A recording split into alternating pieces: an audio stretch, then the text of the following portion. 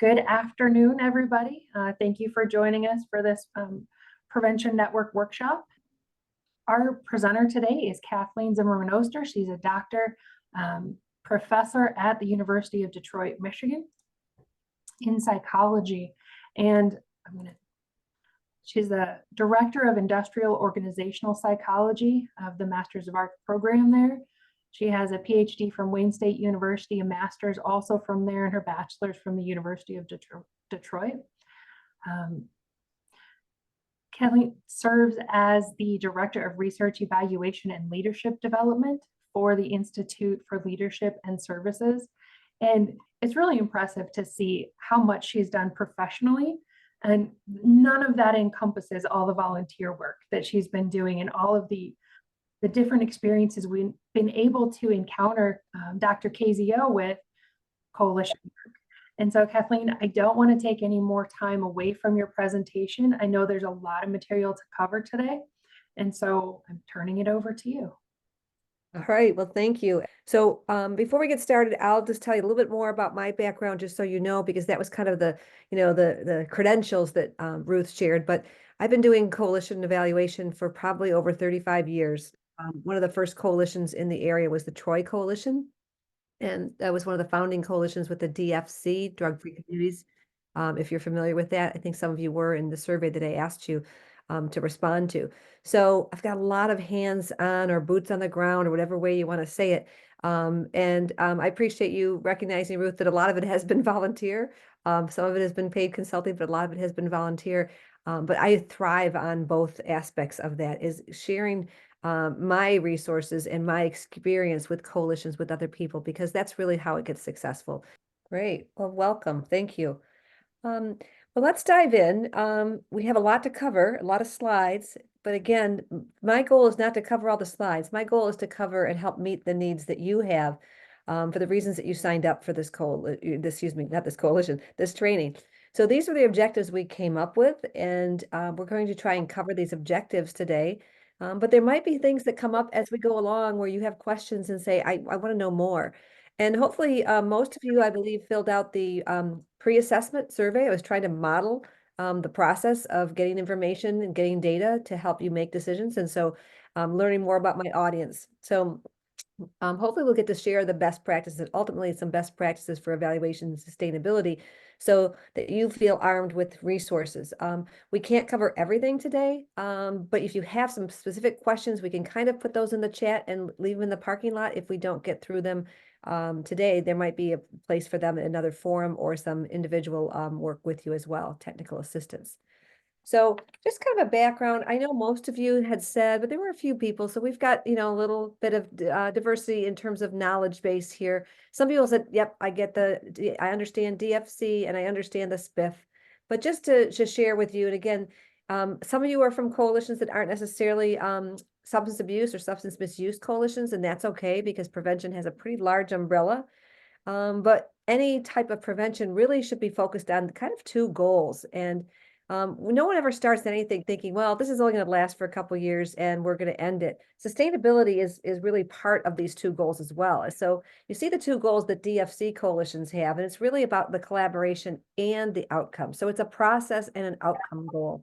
So increasing that collaboration and improving that is really part of the sustainability, but you're not going to be able to sustain things that don't work. And so that second goal is about making sure that what you're doing is achieving the outcomes. Just as a quick review to the SPF, as we like to call it, if you're not familiar with it, I know that Ruth sent out a document to help you familiarize yourself with that.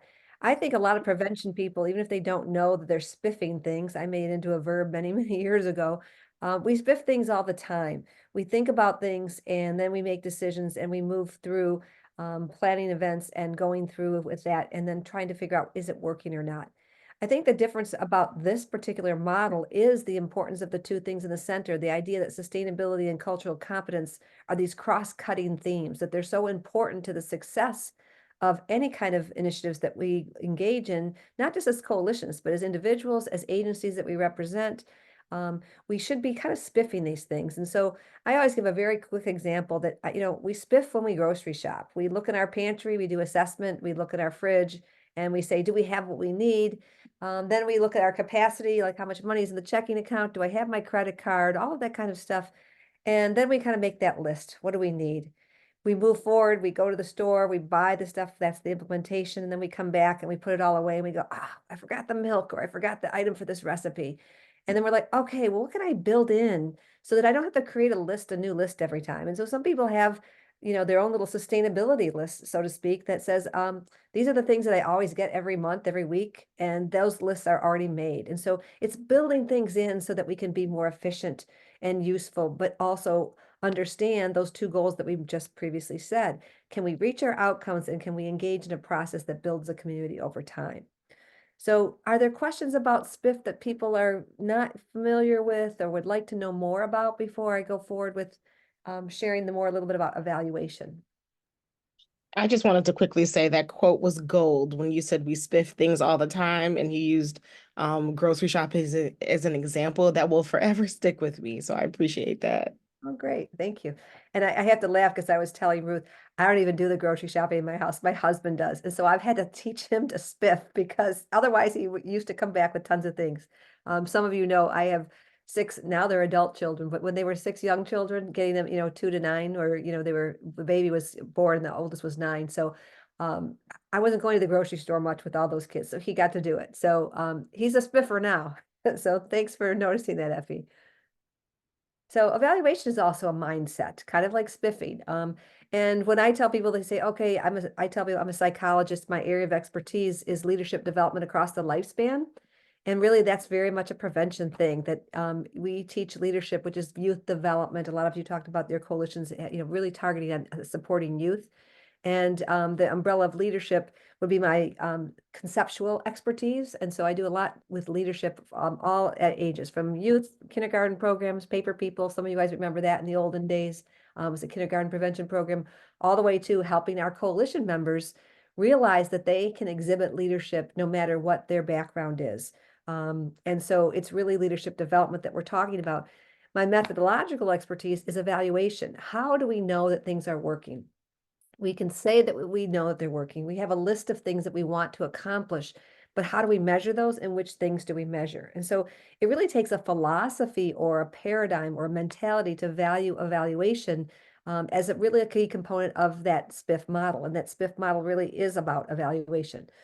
So I want to share with you some successful assumptions about evaluation that some people don't have. In the olden days, again, late 80s, early 90s, when I tell people I was an evaluator, I might as well have told them I was from the IRS, because the first thing they were afraid of me, and they would think that I'm going to be finding bad things out and looking under rocks and determining what's not going well and just giving report cards. And it really isn't that. It's really this process of data-driven decision making. It's a cliche that you hear, or a buzzword that you hear, but it really is a process. And that conversation, that process, that engagement with other people to look things critically is really, really important for success. And I also use this philosophy about organizational learning. Like human beings learn, but organizations should learn too. And if organizations learn over time, they become sustained. If you keep making the same mistakes, there's all these different, cliches about making the mistake over and over again and thinking things will change. But coalitions are the same way. They're really organizations that have to learn. Some of you have talked about, transitions in your coalitions, turnover in your coalitions, directors changing. The success of the coalition shouldn't depend on the specific people per se. It should really depend on the processes that are used that could be handed off to other people. We need passionate people. We need important people. We need people who have skills. But if we don't have processes in place, as soon as those skills and those people and those passions disappear, we don't have anything to sustain over time. So it's really about this philosophy.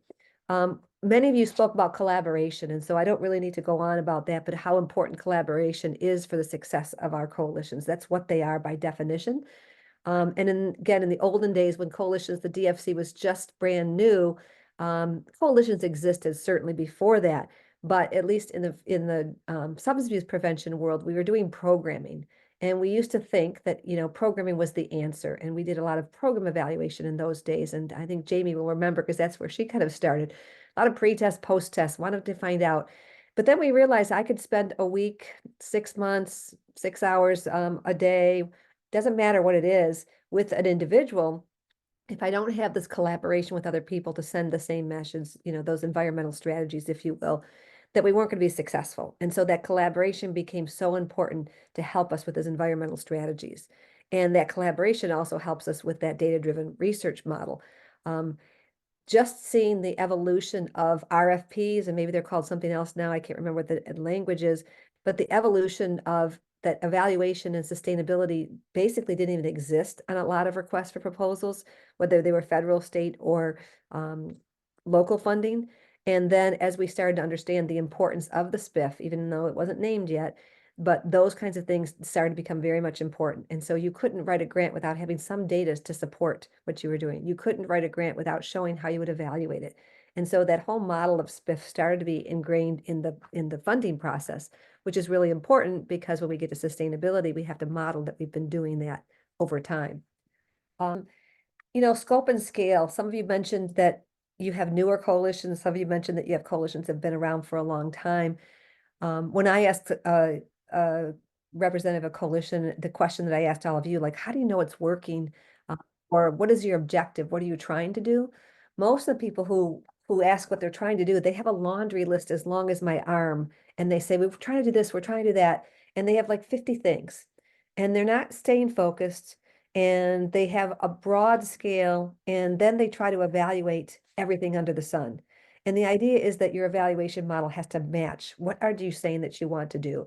And so if you've ever had somebody force you to write goals, objectives, measures, and outcomes, we used to call them GOMS, but basically strategic planning outcomes, it can be really frustrating because you want to change the whole world, but maybe you need to focus on a small part of it. And so that's what we're talking about here, about matching the scope and the scale of what your coalition is trying to do.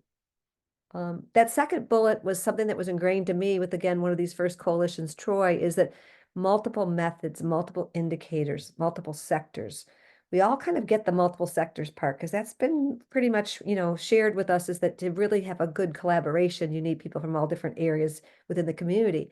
But we kind of still focus on sometimes just single item indices or single methods. Some people have heard of things called the core measures, and they're things that we find out about the youth in our community. It's helpful, but that's not the only story about a coalition's success. And so having multiple indicators, other things that might help us determine whether the coalition is successful or reaching its outcomes and its processes to be more collaborative, to expand its capacity, those are really important. So what are some of those multiple indicators? They're listed here. I mentioned the ones on the left are kind of the core measures, the things that the federal government wants you to measure. Even the state of Michigan, a lot of times, is saying we need to measure these things from our youth. Many of you have heard of the MiFi, the Michigan Profile for Healthy Youth. It assesses those things. Some of us have schools that are really gung-ho. Barbara, who would love to do it, and some of us have schools that don't. Sarah, that we can't get people on board with these things. And so we have to look at other opportunities to document our indications of success and that we're moving the needle. And so finding out what those community norms were through that assessment process, the top of the SPIF model, and then seeing if we've moved the needle and if they've changed. And so you can see there's a lot of other kinds of indicators, and these are more outcome indicators. They're not necessarily indicators of the process. Lots of different strategies that we can use. And some of you, I was happy to find out when I surveyed you at the very beginning, have actually been involved in some of these activities. You've done these things yourself, or you've been good consumers of somebody else doing this kind of work. And so you've all participated probably yourself in a survey like mine or focus groups. But some of the other ones people maybe are not as focused on because we don't think of them as really good strategies. Some of them are more cost intensive, like doing interviews. Many people do the CMCA, Communities Mobilizing for Change. They take a lot more time, but they're rich in data and rich in usefulness for making decisions over time and then documenting our success. And the richer the data, the more successful we can be in sustaining, because we have something that people can relate to and we can use that information. So anybody want to share a strategy off this page or other pages that maybe they've used before that they found really valuable in the work that they've done so far?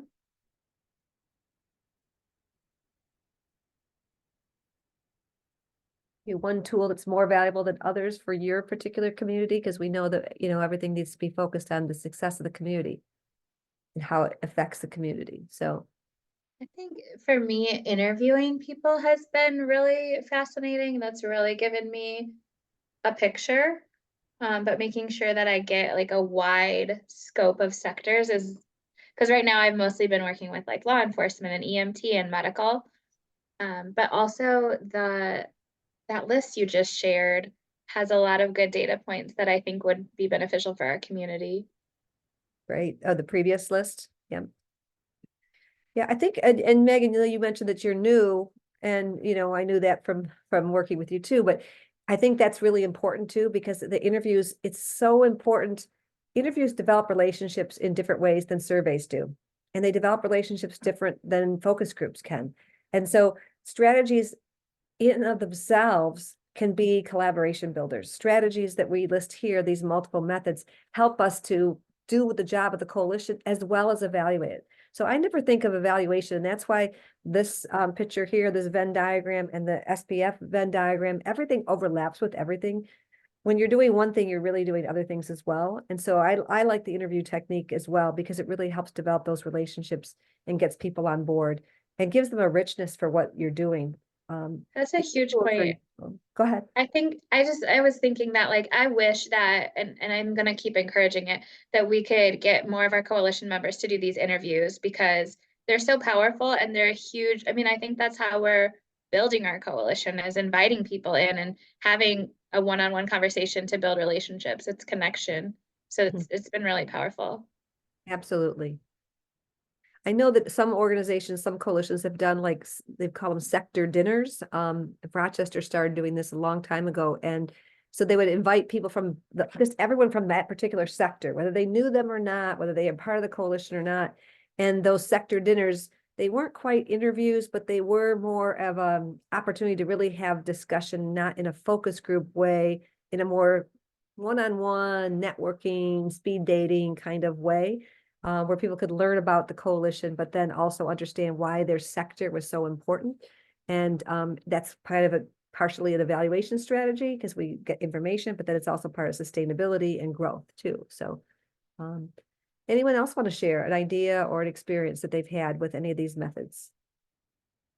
I like what Ms. Carr said about the overlapping. A lot of these overlap, and it's hard to just identify just one method, really, especially when you're looking at critical incidents, case studies, even interviewing. All of these, to me, multiple ways to multiple methods as opposed to just one.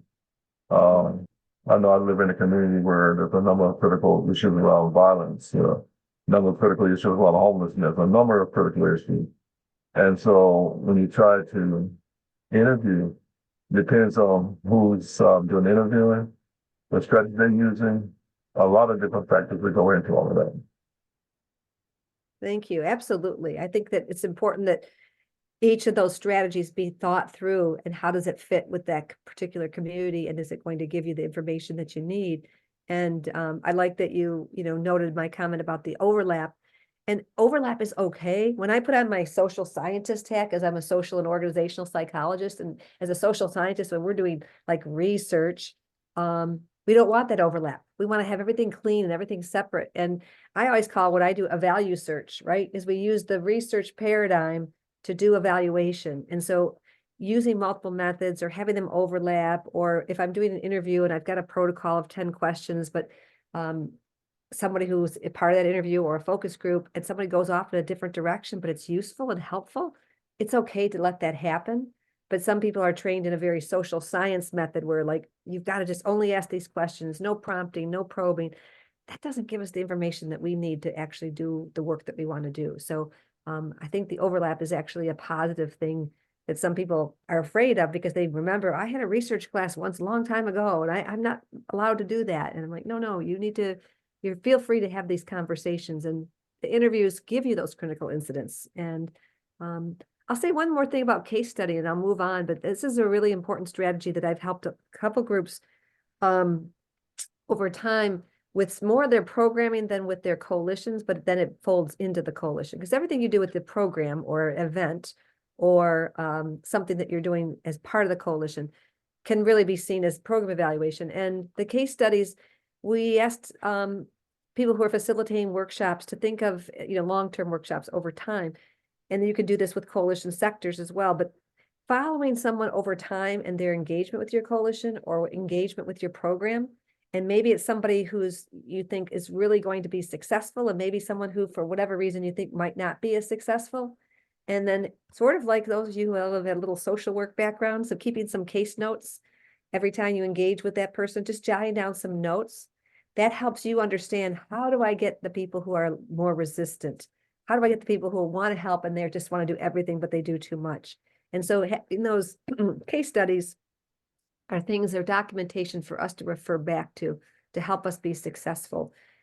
Because if there's one thing that we know about many things besides coalition work, is if we do it once, we're probably gonna have to do it twice. And so we want to learn, and that's what I mean by that philosophy on the previous slide about learning organizations. We want our organization to learn over time. Just as you know, the multiple sectors, everyone's familiar with that probably, but there they are listed there, and those how the drug-free communities indicates them. But I want to caution people about this too, because as we know, there's a lot of overlap in this. I'm a parent, but I also have a small business, but I also volunteer. My husband teaches in a school. I volunteer on a school board. So there's, I'm very involved in my religious organization. So we represent these when we come forward in coalitions, but don't always treat the people at your coalition, and this is again sustainability, as if they only represent that particular sector. We ask them, we need an MOU sometimes, or we need them to sign on and let somebody else know that they represent that sector. But if they see that they're only at that table as that sector and not the whole person that they are, the multiple sectors they probably represent, they might not feel appreciated. And you'll see when we get to the sustainability slides that that's really important.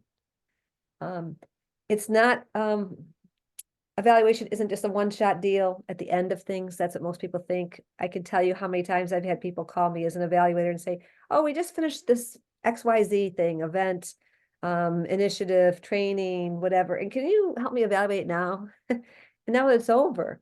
That's not as helpful, because if they would have spiffed it, they would have realized they could gather data from the very beginning that helped indicate why they needed that training or that session or whatever it might be. So making sure that we have multiple time intervals is just as important as the multiple methods, because maybe there's something that we are doing every spring and we only assess it in the spring, and we don't ask people later on in the winter, like, how likely are you to attend this spring event? Or what was the value of that event that we had this spring now that it's winter? Because sometimes, like an aspirin, it takes a few hours or months for things to settle in. And so if we don't have multiple intervals of when we ask these questions and when we find out information, it's not going to be useful. Just in time is really important, but those of us in the evaluation field, maybe Jamie remembers this term, we used to call them happy face sheets. Because if I was to give you a survey at the end of this, when our hour and a half is over, most people, because it's over, will say, it was great, it was great, it was great, because you need to get on to the next thing. You've got another agenda item. And it feels good because we usually hopefully end on a positive note. But then with some critical thinking, if I sent you an interview or a survey a week later and said what was useful about that, maybe the happy face would be just, a little less happier, or maybe you'd realize something else, that, oh my gosh, I had an aha moment this week that I didn't have right after the training, because after the train or after the session, I was thinking something different. So having these multiple opportunities, they are time consuming. I realize that they take effort. But if you get that philosophy from the first set of slides, that it's a mindset, I mean, I don't walk away from many things without saying, well, what'd you think about that? And ask the people who are around, like, how did you feel about that? Even if it's like a walk with my friends. I walked this morning with a friend, and she had an injury and she wasn't sure she wanted to walk. And I'm like, I gotta be on screen for an hour and a half. I need to get some exercise. And after I evaluated it, I sent her a quick text, how you feeling? Is your leg okay? And she was like, yes. I'm like, okay. So I didn't feel bad because I forced her to walk with me so I could reduce my stress, right? So those just-in-time events, but also on an ongoing basis, are just really, really important. A few more best practices, and then we'll kind of get ready to switch our gears a little bit more towards the sustainability aspect. But systematic is really important, because again, even though I said we don't want to always have on this research method hat of a social scientist who says we have to control everything, we still want to do it in a systematic way and be as comprehensive as possible. And what do I mean by systematic? By systematic, I mean, if you do have, Megan, you suggested like if we could get coalition people to do some interviews, we would provide them with some protocol. We would provide them with, the introduction, the directions, so that as much as possible they could have similarities, but it's not just random, because if I say interview to you, one of you, you might think I ask all the questions and they just give answers. And when I say the word interview, I mean conversation, I mean dialogue, I mean, let's just talk. But if I say I want you to go interview 5 community people, that will be done differently by the person who thinks interview is something like a job interview, as opposed to a coalition member who uses the word interview and thinks of it like me as a dialogue and conversation, and let's see where it goes. But having some systematic questions in advance, some time frames, some key points that you want to make sure that they get. Another thing I would say too is that sometimes people think that evaluation is, if it jades the process because you're doing evaluation.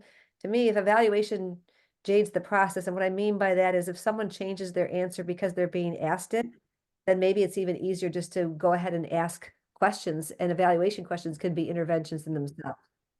Let me give you a quick example. Barb knows this. We do a lot of focus groups in Chippewa Valley schools. And when I was doing them myself, when I was much younger, now we have college students, and actually recently one of my daughters helped out with them because she's a college student and they're more connected to high school kids. But I was noticing when I was doing them, and I confirmed this with my daughter when she finished the last set of them, that sometimes when you're actually in that focus group, when we're asking them the core measures, how many people in your school do you think have done this in the last 30 days? How risky are these behaviors, et cetera, that you'll have a group of people in the group that are the users, that are the non-users, for lack of better terms right now. And eventually it's interesting because the people who use are very vocal and the non-users sometimes are less vocal. And you see that flip-flop through that hour, 10-minute focus group discussion. The last questions we always ask are about prevention. We ask the kids themselves, the teens themselves, what do you think parents should be doing to help prevent substance abuse? What do you think teachers should do, police officers should do? And it's always amazing to me that everyone, no matter where they are in their use, they all have answers to that question. They could all give me good prevention answers, suggestions. Some are even environmental strategies, which is great. And so for me, that little hour 15-minute focus group that's for evaluation purposes, I think it's actually an intervention for some kids, not every single kid, but for some kids it really is. And so that's the value of doing it in a systematic way. I think I've talked about everything else on here, but is there something here that you'd like to know more about from this slide before I move forward? Just want to make sure that I'm not leaving y'all in the dust. Well, when you're talking about this, does this always have to do with a program, or like I'm thinking about our Big Red Barrel or even just our coalition? Because when you're talking about or even our one-on-one surveys, I don't know, I guess I'm thinking about what are other ways that you evaluate besides just with kids? Oh, same way. So even like with the Big Red Barrel, which is their Yeah. drug back program in Livingston County, Yeah. asking people as they're approaching or asking people after, like a lot of times the focus people was on is how many pounds of drugs did you collect? And that's like the outcome indicator. Very important outcome indicator, but doesn't tell you much about who's showing up. Is it the grandmas and grandpas? Is it the young kids? Who's showing up? And so having someone just observe and sitting there and watching, that's a systematic way that we could gather information so that we know that maybe target population isn't the right word anymore, but maybe the people that we want to be more engaged in this process are not showing up for an event like the Big Red Barrels, or some other thing that we want. So I think it's comprehensive, no matter what activity, even your meetings. Like, so you have a meeting and then after the meeting, like asking people to evaluate that meeting. Do they like the process? And so, especially during COVID, many of us went to online meetings, and then after COVID, some are back to face-to-face, some are back to blended learning or blended meetings. And so getting their feedback about that process is just as important as finding out, did we actually increase or decrease an outcome that we want? And so having that question. So the last bullet on the right, the assessment evaluation being part of your coalition goals. Like if I don't see that you have a goal to evaluate things, then you're not really doing SPIF, right? So every part of the SPIF evaluation and assessment need to be part of your goals. Most of our goals and our planning are more about the implementation and the planning, and it really has to be about all of it. So how is my coalition going to improve its ability to assess and evaluate over time? So should we have a goal, for example, in Livingston County to increase the number of schools that participate in our mini MiFi? Because we're not using the real MiFi, we've got a mini MiFi. So how do we set a goal for that each year to increase that likelihood? And the goals around evaluation, it's not around programming, it's not around an outcome, it's around a goal around assessment evaluation. Does that help, Megan? Dr. Oster, one question before you move on. Mm-hmm. I didn't see, I think, the impact evaluation. It used to be process, outcome, and an impact. Mm-hmm. Is it why the field has moved away from more impact because it's more long distance or it's too difficult to measure? Or can you maybe briefly say something about that? Oh, no, thanks for pointing that out. I'm not sure that the field has moved away from it as much as we're doing programs that become research-based, and I'm blocking on the name of the register that has all the research-based programs. They're kind of leaving that for that long-term impact so that then we increase the using of those. For coalitions, the impact is really those intermediate outcomes, like those core measures. That's been kind of the focus on them. I don't think that's because the impact doesn't happen or that's not attainable. I just think that they're moving, coalitions are constantly, they're constantly growing, constantly moving, constantly changing. And so that long-term impact evaluation is very costly to do. And so that people want to be, and maybe Ruth can remember, what's the name of that register of the research-based programs called? So that researchers who want to do that, they're more focused on the impact evaluation. And then they're saying, this is our list of impact-based, that we have documentation that the impact is there. So does that kind of get at it a little bit? Yeah, I think people move away from it because you can't identify how do you know your organization was the one that made the impact and all of that. So there's a lot of, bias about trying to determine is it you or the whatever. So there's a lot of other different reasons I think people move away from it. But to me, the impact and what else we are doing, you're not making an impact and creating suspended change in conditions, and then the moving and we falling short. So, but I've been in the field a long time, so I'm more willing to look at long-term impact as opposed to short-term outcomes. So anyway, thank you. That helps a lot. Yeah, no, I agree. I like what you're saying there. It's something to really think about in terms of, when we talk about sustainability. If we have that long-term impact, that really increases the likelihood that we can get sustainability. To me, the impact is like almost answering the question, like the so what.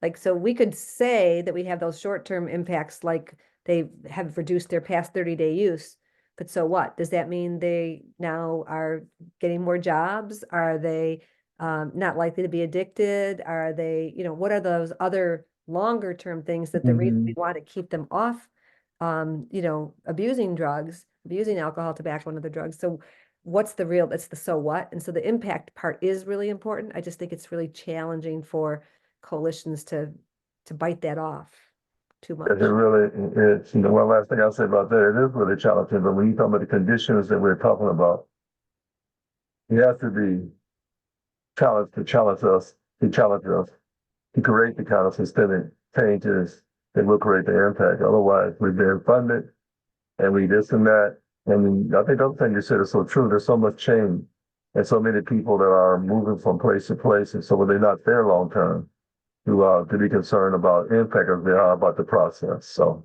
anyway, thank you. Thank you.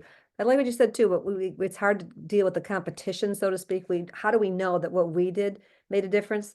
But I'm one of those eternal optimists, and I like to think that even if we don't know, that we can say that we caused 20% of that change, and something else in the world or other program caused 80%. I'm going to be happy that we can say we caused 20, if we can even say those numbers. Sometimes we can't even say those numbers, but I like to be optimistic and thinking that if we see a change, we're going to take some credit for it. So Definitely ask the person who's getting the service, ask them. Who made Right. a difference in your life? You know, it's not a hard question, but a lot of times we don't want to answer the question. Who made a difference in your life, in your family life? They could tell you. That's what interviewing is all about. If you're not going to interview and ask them that type of questions, the process stuff, you know, ask them who makes a difference in your life. Yeah, that's a good, and that used to be, one of the core measures was about peer disapproval and parent disapproval. And Right. the research used to say, oh, peers are more influential than parents. Then we found out the parents were actually more influential than peers. And then people kind of dropped that whole thing. It just kind of stopped. So you're right. I hadn't thought too much about that recently. So thanks for bringing that up. I learned that from Ruth. Ruth's a wealth of knowledge for sure.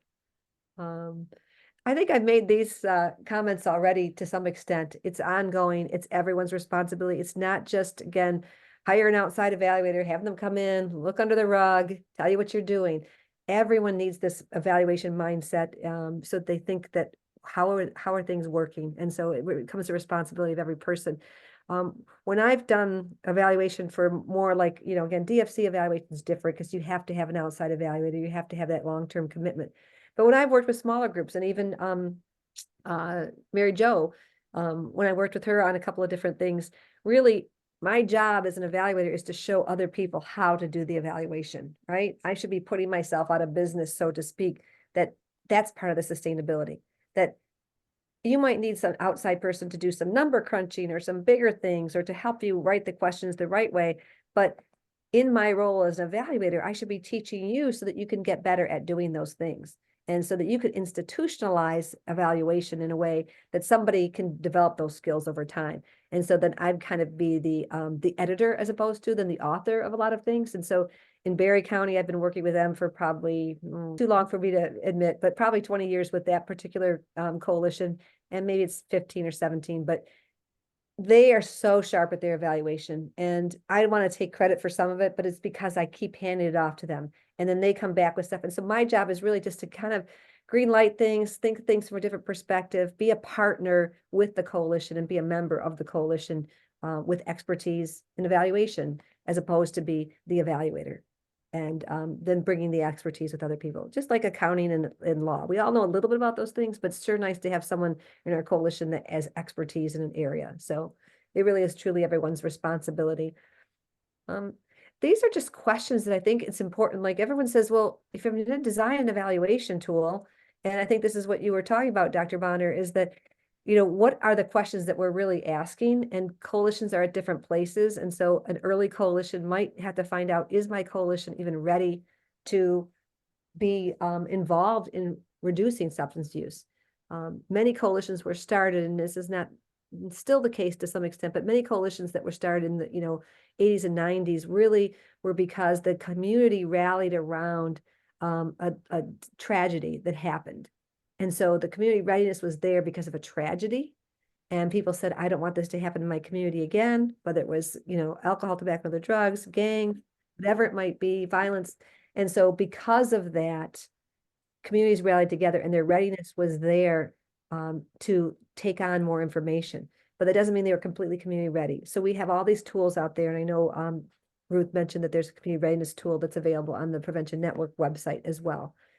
So that might be a question, depending on where you're at, you might need to be asking that. The second one are those community level indicators that we spoke about before.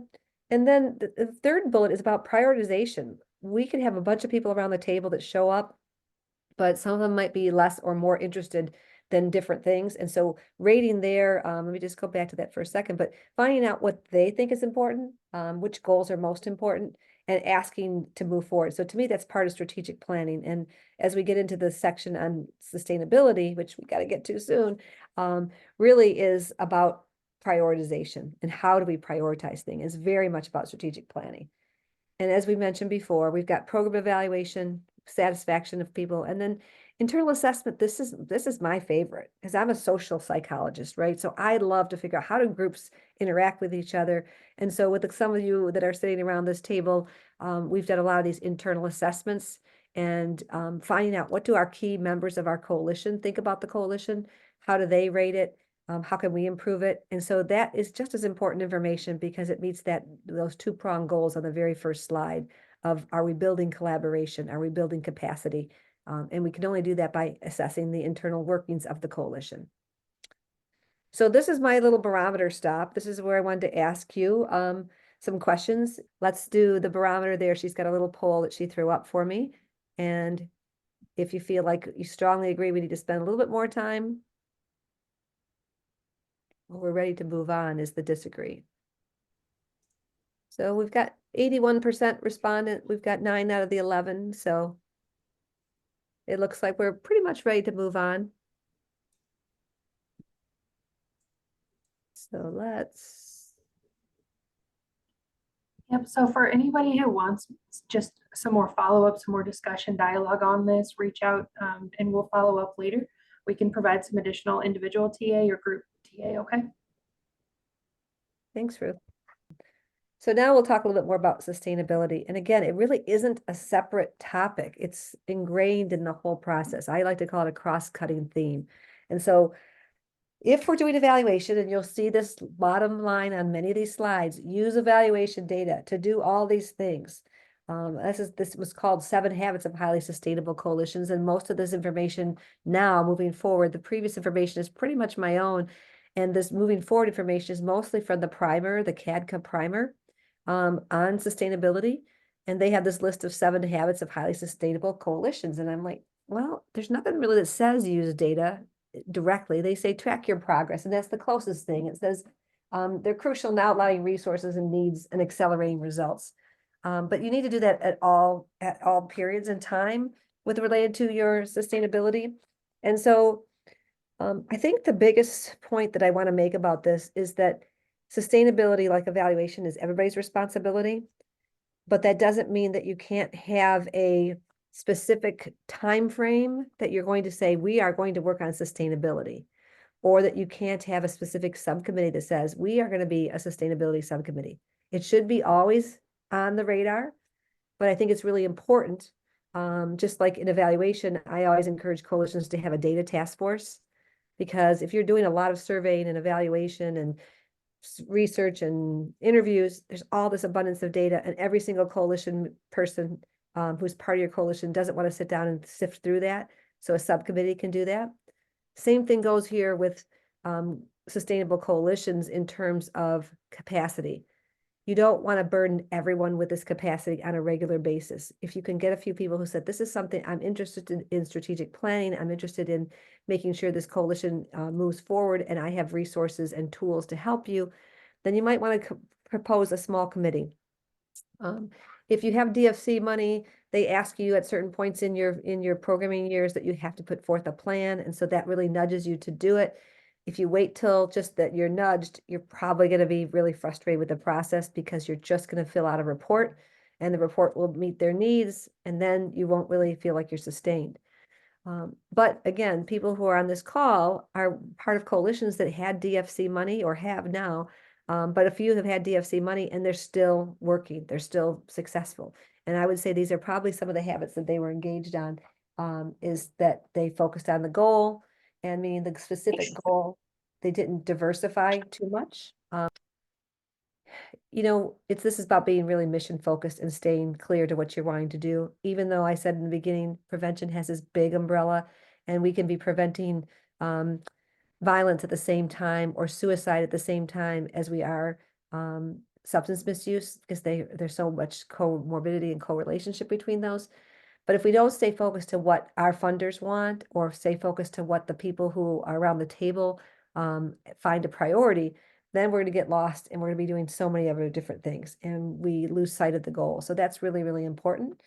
I want to say something about tell a story, and then I thought maybe some people who are here who are comfortable with this could tell a story. And so maybe this is a good time. Let's see how we're doing with time for a breakout group. I'm gonna ask you. We don't necessarily have to do a poll, because we're at 2:01.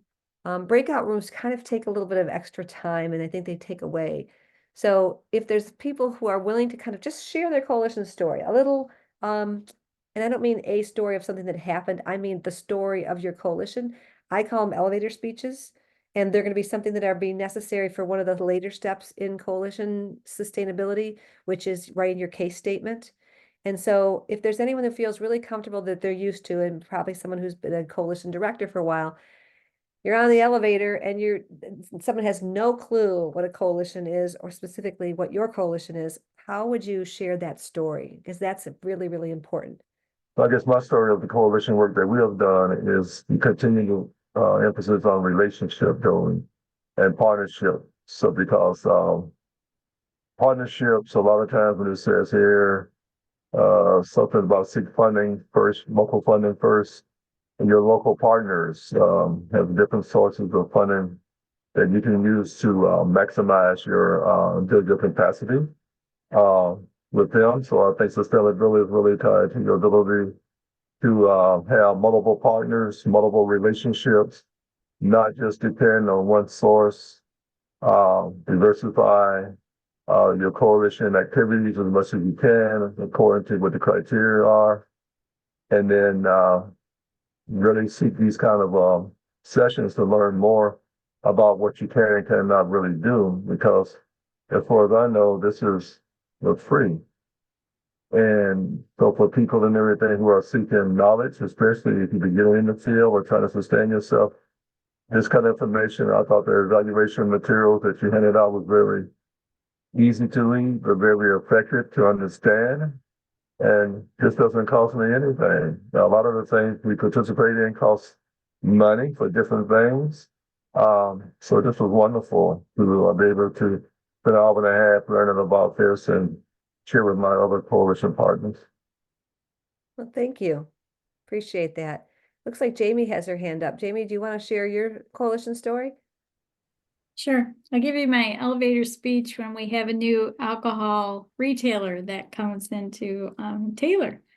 So I explained that our coalition began in 1990 by a mom who lost her son to a drunk driver. And that has been our mission. And we just want to welcome you to our community, let you know a little bit about our background, let you know when we hold our meetings, and that having people from the business community, especially someone who is selling something that we assume you're going to be responsible for, we'd love to have you kind of join our coalition. So that's our little elevator speech that we started some time ago. I love it. I love it. Because it's emotional, but it's practical, and it says where they belong, right? How they fit in. It's not just a story that tells them, hey, feel sorry for us. We're doing this. It's like, you're here, join us. So it ends with an ask, which is really important. Thanks, Jamie. I have a question. What does it mean, guard your capacity? What does that mean? That's what I was saying in the very beginning, making sure that you don't deplete the resources that you have of people to focus on sustainability, because some people, they just want to share what they have, and the sustainability big picture is not their deal, right? They just want to help you with one thing. So for example, this Big Red Barrel group, there's some people that that's just what they want to do. That's their Big Red Barrel. They really don't want to see about the whole aspect of the coalition and all the other things that they want. And so when I say guard your capacity, don't draft people that aren't really interested in the bigger picture things to be involved, because then they'll lose sight of being successful in the initiatives, the environmental strategy that they're involved in. That's what I'm talking about there.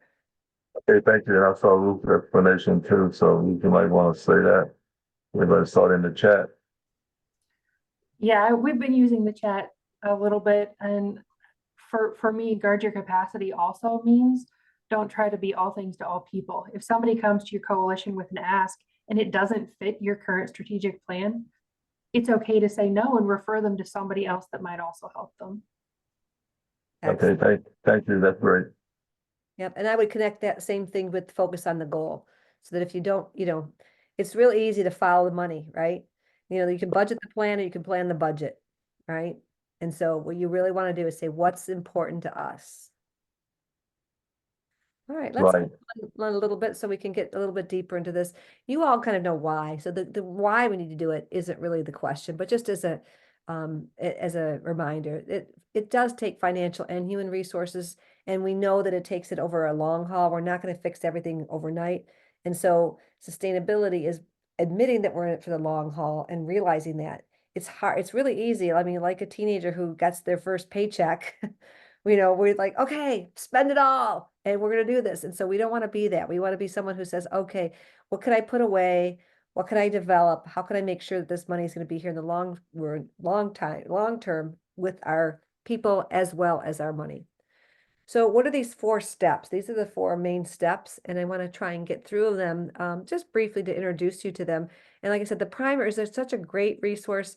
They're all electronic now, but I actually have a stack of the physical print ones that I still like to go back to because I love the print media as well. But they're electronically available, and they're just so helpful because they give examples. And I know that that's what some people learn better from examples. So I'm going to try and share a little bit, but this first one it sounds like something that you all introduced yourself in the very beginning about the coalition. It's really about engaging volunteers and partners. And so how do we define volunteers and partners? And we talked a little bit about that, but it's making sure that we have people who come to the table, who partner with us. That really is the first step.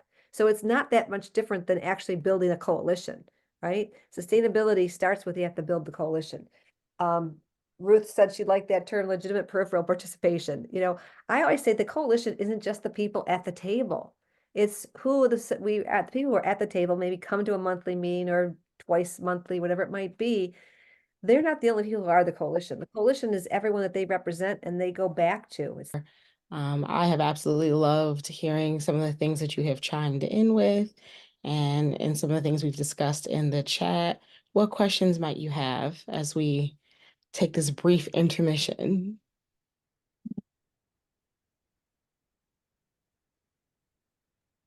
Or Well, I'll thought? just say my head is spinning with ideas. So I don't have any questions, but I'm just thankful to be thinking about this.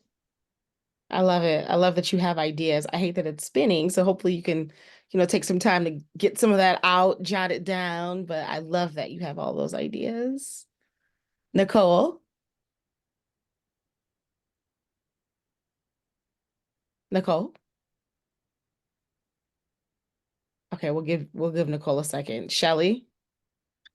I don't have a question, but going back to the beginning of the presentation, we were talking about membership. One of the thoughts that I had, and I've seen this happen, is a coalition will, we looked at all the different representation from all those different sectors, but I've been part of a coalition that'll take one person and say, oh, you represent this, this, this, and this, and then they don't look for anyone else that represents those areas and expect that that person is truly going to represent those 4 areas or however many, and they don't. So somebody just recently said, going back to that group that you represent. So let's take the clergy, for instance, and someone says, well, you're here and you belong to this certain faith. So that's our piece of the coalition is there's our faith person, but that person doesn't go back to anybody truly, or if they do, it's only to their little group that they belong to, not to all of the clergy everywhere, or all of the faiths everywhere. And I just wonder if anyone else has had that experience, and then how have you dealt with it? Because when I brought this up years ago in one of the coalitions that tried to put me in like 3 or 4 different holes, and I just didn't think that was right. Like yes, I'm part of those, but I'm not really here to represent them. I hear you. It can be hard to kind of navigate which hat you should be wearing and when. Does anyone have any thoughts about navigating that?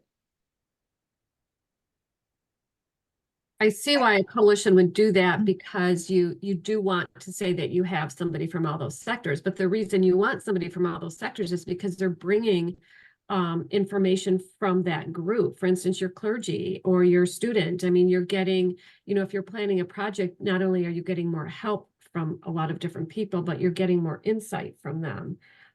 So I really think it just behooves the coalition for that person to say, or you to say, I really think we should ask, and even come up with ideas for the clergy. Here's somebody we could ask for the youth. Here's a school that you think would have someone that would be active. But we've had that too, where we've missed some of the 12. And once you find that person, I just think it brings so much more to the group. I wanted to say one thing about it, and I apologize, but we had the school just closing, so I wasn't able to interject. You talked about the interfaith. We actually have an interfaith partnership that's already been created. It includes 22 churches, and I tell you, that has been instrumental for that sector. We did have one person, and it changes over time. You know, the enthusiastic member that comes in and wants to be involved, then, you know, you're excited to see them, you know, show up and be involved for a period of time. And then they leave or they get busy or, you know, something else happens. But going back to what Kathleen or somebody else said in the group about sector like dinners or luncheons, that was very successful for us for a long time. And we've been talking recently about doing this again, but we used to have it, and Kathleen was part of this at Interfaith Lunch. And it was so dynamic, getting everybody in the same room, talking about common issues. And then it led to our dissemination list and so forth, just building. But it's hard to keep up on. I mean, it really is, because there's a lot of changes in every specific sector. I don't know if that helps at all, but for us, it was a really powerful relationship. I love that. And just acknowledging that there will be some overlap, right? I think Absolutely. is helpful. Professionals, just like she had said, there's parents, there's professionals, we have school-based people, so everything is always overlapping, I feel. For sure. We want to welcome back Dr. KZO. I do want to acknowledge that Nicole did have her hand up. So Nicole, if you have about 30 seconds to share, and then we'll hand it right back over to Dr. KZO, that'd be awesome. All right. I'm trying to use a desktop without a video, and I thought I had audio. And then I have my phone, but It's okay. I got rerouted on the content. Was the collaborative, like there are everybody that has that's in this collaborative. There's the people that, like, we have one gentleman who's doing like those, getting the data. He's the one pulling the data. I'm not doing that part of the job. And so I'm not doing those surveys or the research myself.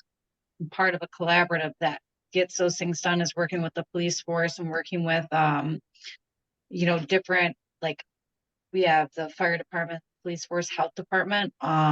Those are all part of it. So like, I've never done it myself. And so that's what's my comment on it, is that I there's people there that are doing this, but I'm not doing that. Okay. Nicole, thank you for sharing. Dr. KZO, welcome back. All right. Yeah. I don't know. The internet went down. My lights all flashed and I'm like, what? Oh my gosh. And everything was gone. And I had to reboot the laptop, but I joined you by phone so I could hear some of what you were saying. But now we're back. So actually I heard a good conversation. So I don't want to interrupt that. There's still conversation that needs to be had before I move forward. Thank you for making space for that. I think we were able to cover all of the hands that were up and tidy up most of our discussions, so we can jump back in. Maybe we will have some time at the very end, but we've got 12 minutes left, so who knows? Okay. So I'm just rather than add my other screen, I'm just going to kind of go through this, what we have here. So as I was saying, the important part, really, this very first step is to make sure you have a strong coalition. To me, again, these are not words that you're going to find in the primer, but you have to have a coalition that's worth sustaining, right? And so if you engage in these 6 R's, you know, building these relationships, making sure people have their roles, but as Barb was echoing what I said before, making sure they don't feel that their roles are so set that they can't change. I mean, it really is a leadership issue, I think, of coalition directors and other coalition staff to help people find what their role is. It's not an easy task because you think I need to do the work of the coalition, but part of your work of the coalition is building the relationships and helping people find the role that they need, and then respecting them and recognizing them. Some coalitions have a recognition at every single meeting. There's somebody that gets recognized. There's somebody that gets, you know, thumbs up for what they've been doing. And then some kind of reward. And those rewards can vary from, like, you know, the attaboy, attagirl to some kind of award at the end of the year, physical rewards. I went to, there was a coalition that I was involved in before, and it was kind of my first entree into coalitions, and they had a volunteer recognition event at a swanky corporate environment. And it was really amazing to me to see that corporate environment with, waiters and wait staff going by and not serving drinks that were non-alcoholic, because it was such an environment that you're so used to seeing alcohol. But that was a reward that they gave to their members, is this swanky event with a very expensive dinner. Now, I know all coalitions don't have that opportunity to do that. It's not what you'd want to do, but they really looked forward to that recognition dinner because it was something that was advertised in the community of who was involved. They had a donor that donated everything, the corporation that they hosted it at donated that. So just something to recognize, whether it's a little bit of swag or tchotchke or whatever we call that kind of stuff. Sharing those results are really important so people know what their effort did. And again, if we're using our evaluation results, we'll have that. I mentioned this before. So step 2 is really about this credible process and making sure that you institutionalize the SPF. You make that SPF a verb. And the more people you can help them understand that, they'll know where they're jumping into the ring. Because when you think of the SPF, it's like a wheel with spokes and it's going around and around. And when you have members of your coalition or potential donors or potential partners, if you don't have those potential partners understand where in the SPF you are on a particular event, so you can SPF every particular event that you're doing, every particular process, every report that you need, getting that feedback. Is this report getting good feedback? Are we using the information that we need to? How do we plan for this? Do we have enough people to work on this? Those questions continuously being asked when someone jumps into the ring, that helps them understand that you take this process seriously, and that helps sustain things over time, because it says you have a manual, if you will. I call them replication manuals, but I mean, some of us have driven cars for years and never once looked in the manual, but many people, that's their go-to when they can't figure out, especially with the new technology, like how do I get something to go on in my car? If there wasn't a manual to do that, it would be really difficult for us to be successful. And so we need these kind of manuals over time. So here's some examples about how we would institutionalize this. And so again, it's really about having some very specific structures in place where we schedule, we divide things up, communicating the information back and forth. A lot of these are just basic good tenets of coalition work, not just sustainability work. So that's why this is a cross-cutting theme. That's why this is here and not its own little spot that says, when you're done with all this, then let's try to sustain it and then go around. So it's something that is just good coalition work. I mentioned about the CADCA primer and how important that is.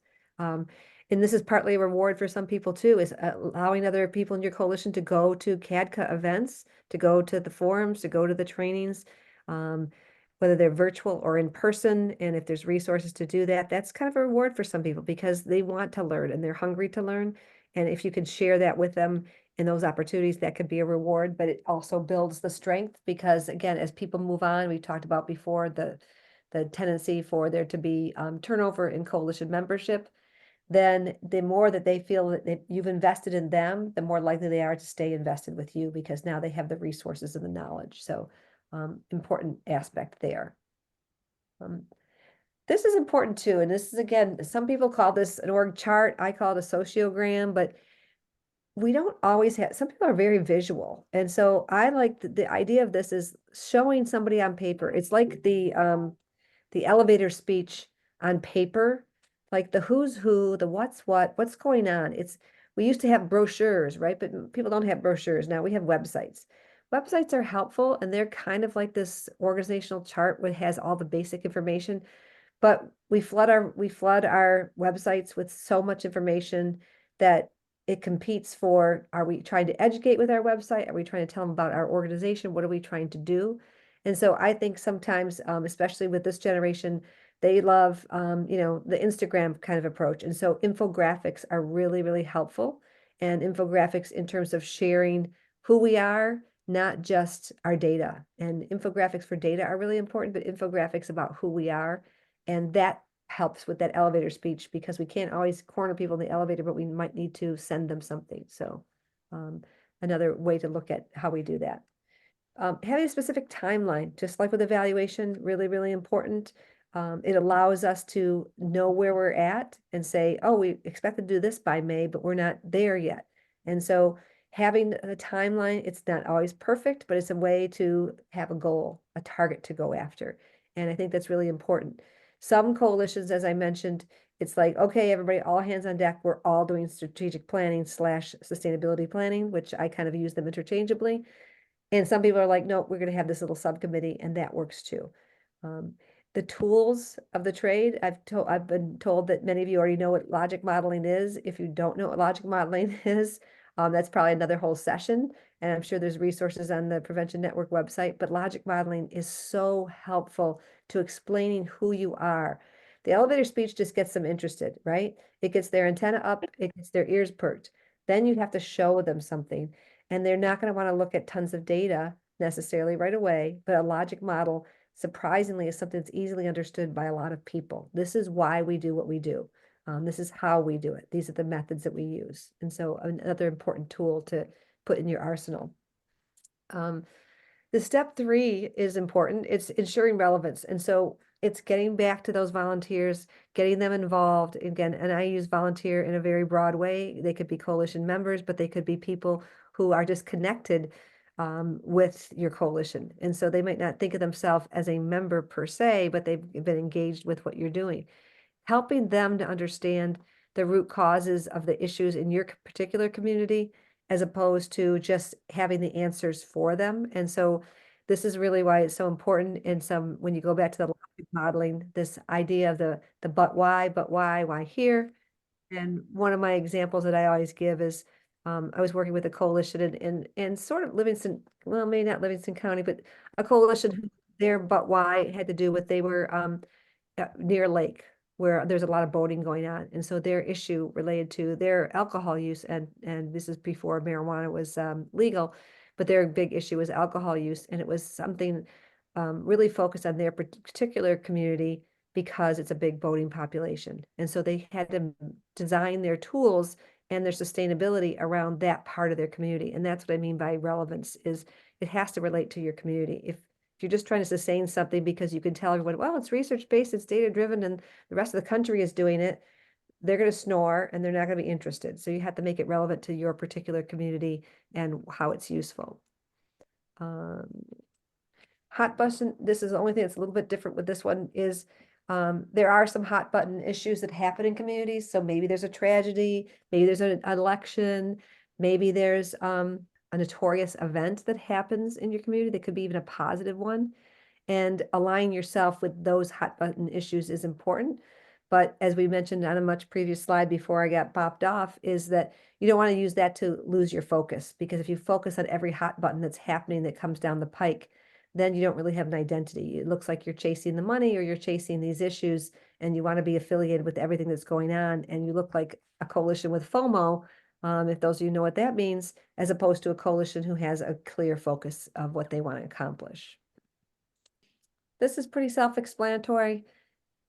You'd be surprised how many coalitions have events and they forget that they co-sponsored it and their logo doesn't appear anywhere.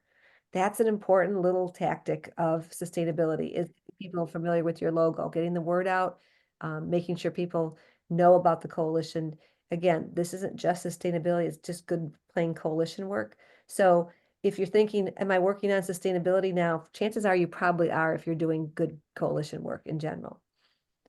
The plan is the thing that scares most people, because you're probably doing it, but you don't know how to write the plan. And so I'm going to quickly go through this with the time we have left, is to show you just some examples. And so the little pink or dusty rose or whatever color part of the next several set of slides are actual examples of other people's coalition sustainability plans. And so the first thing, like, again, we're basically spiffing the sustainability plan, right? First thing is inventory. It's assessment. What do we have? We used to call these environmental scans or windshield tours of our community. Well, we need to do that of our internal coalition. What do we have that already exists? What time, talent, treasure, transportation, supplies, and then document that. So we really know what it costs. I used to do this with my kids when they were little because they didn't have really an idea of what it costs, you know, or a monthly expense of our house and all the things that, you know, that engages. And so I had them create this little kind of sustainability plan, do the inventory of what are the resources we have. This is the coming in, and the next one you'll see is the going out. What are our expenses? So what are the resources that you have? Step 2 is, what do you think that is going to happen in the future? Many DFC funded, they get their 5 or maybe their 10 years, hopefully, and then they think, oh, they all want to downsize. And that's not necessarily what needs to be done. I don't know, Barbara, would you say that you think that your coalition is downsized, or do you think you kind of maintained or expanded? I would say that we've maintained to expanded. Yes, Well, absolutely. mhm. And a so lot that- of that had to do with the Prevention Network grant, of course. Yeah.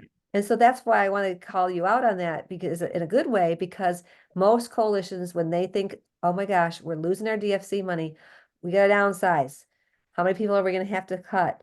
What activities do we not do? You'll see another step that, you know, one of the questions in sustainability plan is, what's the most important thing to sustain? And so everyone thinks, well, what's the most important thing that costs the most or costs the least? And you start focusing on that. And so let your mind be open to the idea that you can maintain or that you can expand, because I think it's so important. And there's a lot of coalitions that have. Like I said, I always go back to Troy because it was my first coalition and they're one of the first ones in Michigan. They are still going strong, very, very successful coalition.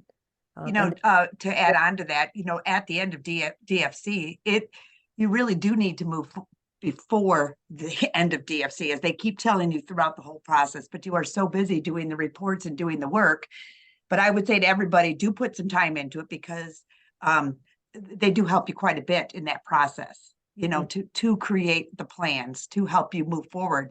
But, you know, we ended up with a couple very, you know, simplified versions. It doesn't have to be, you know, 20 hours of workshop, and it can be what I call the good one pager, where you can identify simply how you're going to look. We had probably 3 different ways how we were going to look after DFC funding.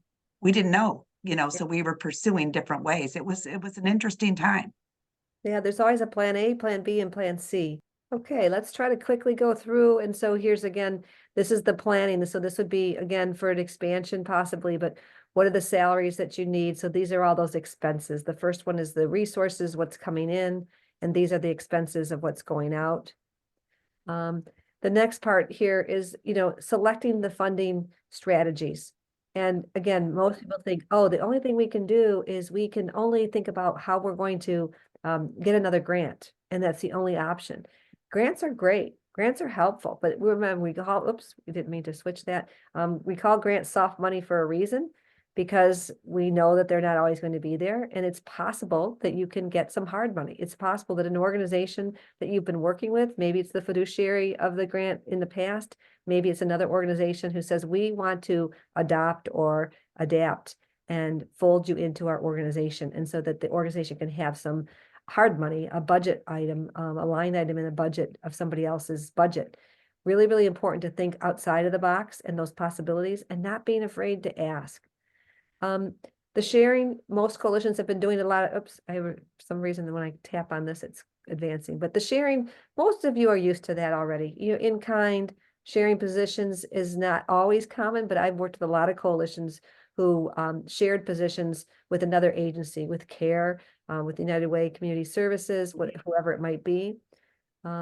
Most people don't like to charge for their services. That's kind of, some people have a hard time. I know it says membership dies there. Sorry about that mistake. We meant membership dues. I have had coalitions who have asked people to pay an annual membership due. Usually it was at the organizational level as opposed to an individual person level. And so sometimes you're able to raise funds that way. Many coalitions have annual fundraisers. Those are tough because they take a lot of time and there are a lot of responsibilities. It's like planning a wedding. But again, if you have a replication manual, if you do evaluation and you show how that outcome results in return on investment, and you have that information, you can start to do those relatively quickly on an annual basis and not think, oh my gosh, the 6 months leading up, I have to worry about it, and the 6 months after, I have to worry about it. You can build those fundraisers in. And so many coalitions, that's how they get their recognition, and that's how they actually get new members, because the fundraiser also serves as outreach for the coalition. And then earn.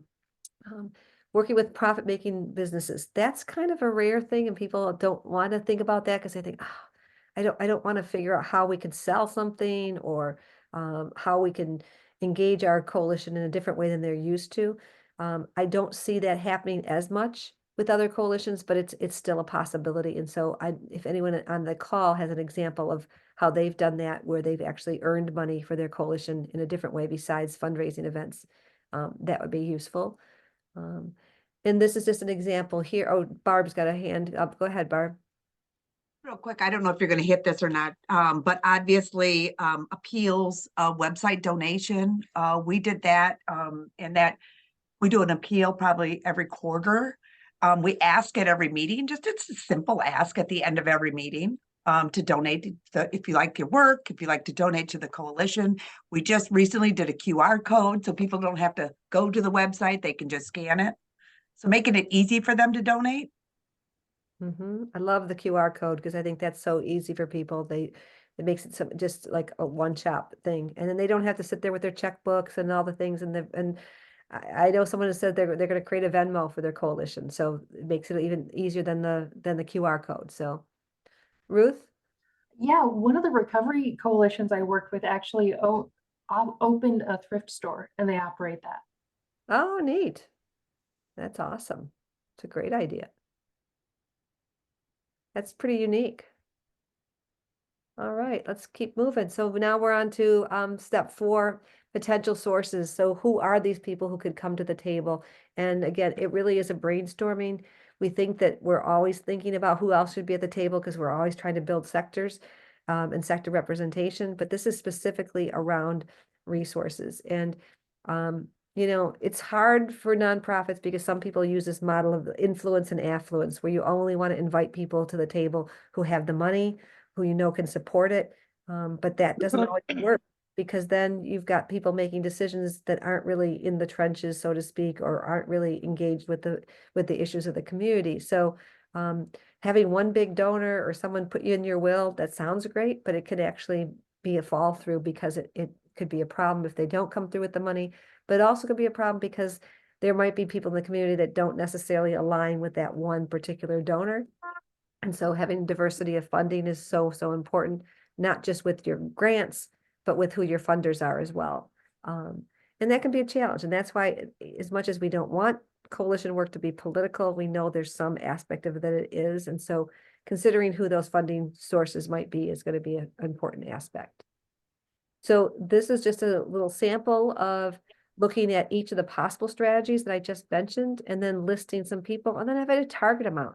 If you don't have a target amount, you can't, aim at something that you don't know is there, right? So having a target makes it really useful. Even if you miss the target, even if you come in way low, you never know, you might come way high. So these aren't real organizations. I mean, some of them are obviously SAMHSA and DFC, but ABC is just used throughout this to kind of give you an idea that there's people that we can share positions with. And so again, in the school district in Chippewa Valley, there's shared positions with people who work for the school district, but they're definitely part of the coalition, and they're paid through the school district, but they used previous DFC money to build up those positions, so that then when the DFC money was away, it was gone, the school district did not have any problem with maintaining those positions because they saw their value.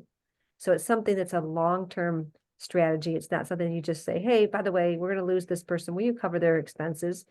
It works sometimes, but if you haven't developed the relationship over time and shown how they can add value to the organization, the school, the sheriff, the hospital, whatever it might be, they're probably not going to be willing to share a position with you. But that's probably one of the most often strategies I see is shared positions. But it takes time because they have to be actively involved in the coalition from the get-go. Asking them at the end when you're out of money is usually not a good strategy. These case statements, as I mentioned before, these are kind of the extenuation of the elevator speech. You've got an elevator speech, it's something that you can just rattle off to someone else, but now this is something more formal. It's a tool that you're going to use that's going to be in writing that you can share with these potential funders. The key is, elevator speech, it's nice to give some data, but you really need some data in this case statement. You need to use evaluation data. You need to say, look at how, again, in many of the coalitions that I've worked with, they have MiFi data, that Michigan Profile for Healthy Youth data from every 2 to 3 years. And they can show how they've actually moved the needle on past 30-day use or on perceived risk. And so sharing that data, that answers the so what, because people will say, yes, it's terrible, these things are happening in our community. Wow, it's so great that you have all these other people involved, that I would like to also be part of that, but why and what's the reason and how are you accomplishing things? So it's that long-term impact that Dr. I can't remember his name right now because I don't see it in front of me, but he mentioned that's important, but even if it's short-term impact, it might even be increased attendance. Don't forget about data being something like we had X number of people attend an event. That's not outcome in terms of saying that we've moved the needle on something we're trying to change, but getting people to understand that there's this kind of a bandwagon effect, that if you are getting so many people, so many parents to attend something, or so many young adults to attend something, that's helpful data. So in your case statement, don't be afraid to tell success stories of an individual person as well, but it's got to be broad enough that everybody can look at that same case statement and get that same I don't want to say challenge, but that same tickle that they want to be involved as well. So it has to be provocative in a positive way, not provocative in the like, oh my gosh, this is terrible.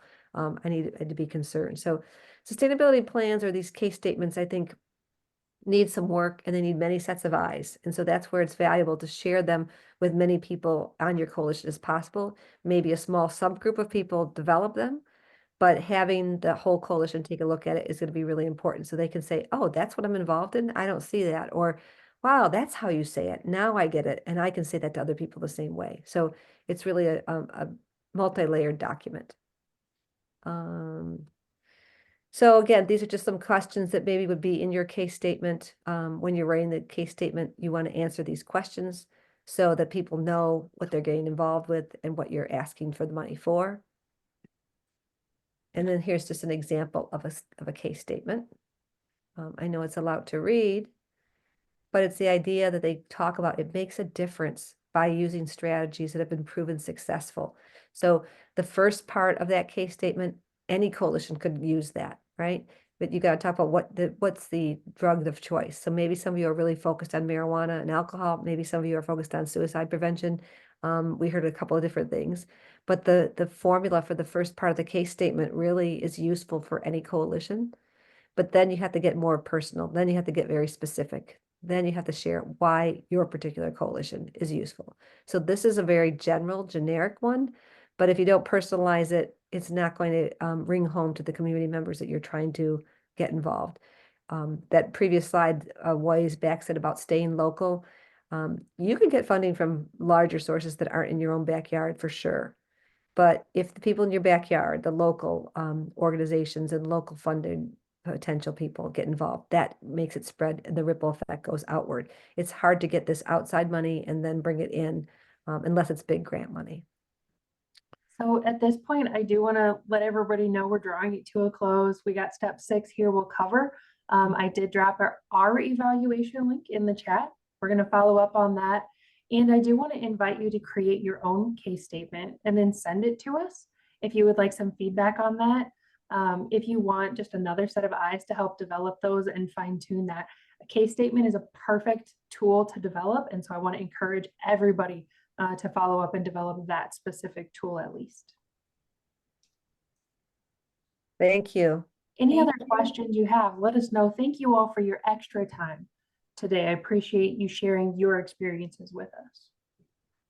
And I'll just echo that. I appreciate what Ruth said because I think it's all very true. And I really appreciate your feedback and your participation. And it's been great to see some of you I haven't seen in a while, and Long hope time. to see you again soon. Yeah. Thank you.